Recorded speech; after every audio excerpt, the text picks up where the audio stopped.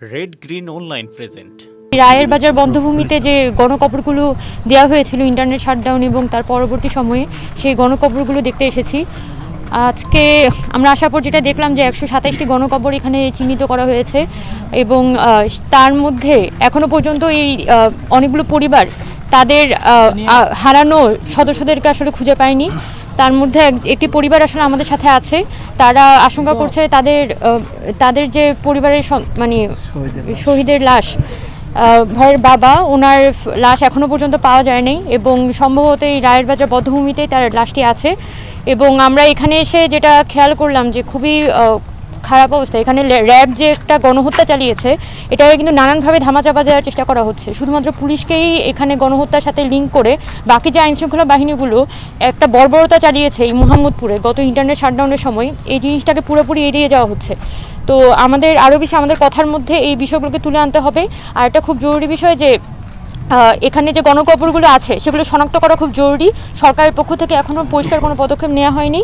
তো আমরা এক্সপেক্ট করব যে ডিএনএ টেস্ট করে এখানে অন্তত একটা তাদের প্রপার একটা তালিকা তৈরি করা। এখন পৃথিবীব্যাপী অনেক ভালো ভালো প্রযুক্তি এসেছে, আপনাকে 1 মিনিট 2 মিনিটের মধ্যে হচ্ছে একটা বেওয়ারিশ লাশের পরিচয় বের করে দিতে পারবে। সেটার মাধ্যমে কিন্তু সরকার চাইলে একটা তালিকা তৈরি করে ফেলতে পারে যাতে কোনো পরিবার তার হারানো সদস্যদের যাতে দ্রুততম সময়ের মধ্যে খুঁজে পায়। এবং আমরা আশা করব যে অন্তর্বর্তীকালীন সরকার তারা দ্রুততম সময়ের মধ্যে এখানে গণকবরগুলো শনাক্ত করে যে নিহত ব্যক্তি তাদের সকলকে আইডেন্টিফাই করে পরিবারের কাছে ফিরিয়ে দিবেন। সেই 100তম দিনের প্রেক্ষিতে আজকে বৈষম্যবিরোধী ছাত্র আন্দোলন সারা দেশে একটি কর্মসূচি দিয়েছে।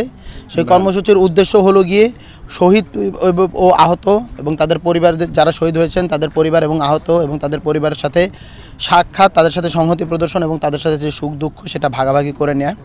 এটাই ছিল আজকের যে আমাদের কর্মসূচি, তার উদ্দেশ্য। সেই কর্মসূচির উপর ভিত্তি করে আজকে আমরা হলো গিয়ে রায়ের বাজারের যে গণকবর, এই জুলাই ফ্যাসিবাদী সময়ের ভিতরে যে জুলাই হত্যাকাণ্ড হয়েছে অভ্যুত্থানের সময়ে, সেই গণকবরগুলোই আমরা আসলে দেখতে এসেছি। আসলে সত্যিকার অর্থে এই দৃশ্যটা বেশ মর্মাহত, অনেক বেশি মর্মাহত করেছে। এখানে 127টার মতো গণকবর শনাক্ত করা গিয়েছে, যার অনেকগুলোর ভিতরে স্থানীয় যারা বলছেন, যারা কাজ করছেন, তারা প্রত্যেকেই বলছেন যে প্রত্যেকটার মাঝে নাকি একাধিক কবর বা একাধিক হলো গিয়ে আমাদের শহীদ ভাইদেরকে দাফন করা হয়েছে।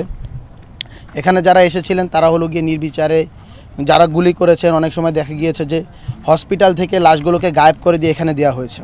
সো এই সম্পর্কে আজকে যে আমাদের যে এই গণকবরের যে ভ্রমণ বা ইসের ভিতরে সফর, সেই সফরের অভিজ্ঞতা বর্ণনা করবেন বৈষম্যবিরোধী ছাত্র আন্দোলনের মুখপাত্র উমামা ফাতেমা। এই বিশেষ প্রতিবেদনটি যদি আপনাদের ভালো লেগে থাকে অথবা উপকৃত হন তাহলে অবশ্যই এই চ্যানেলটি সাবস্ক্রাইব করুন এবং লাইক, কমেন্ট ও শেয়ার করে রেড গ্রিন অনলাইনের সাথেই থাকুন।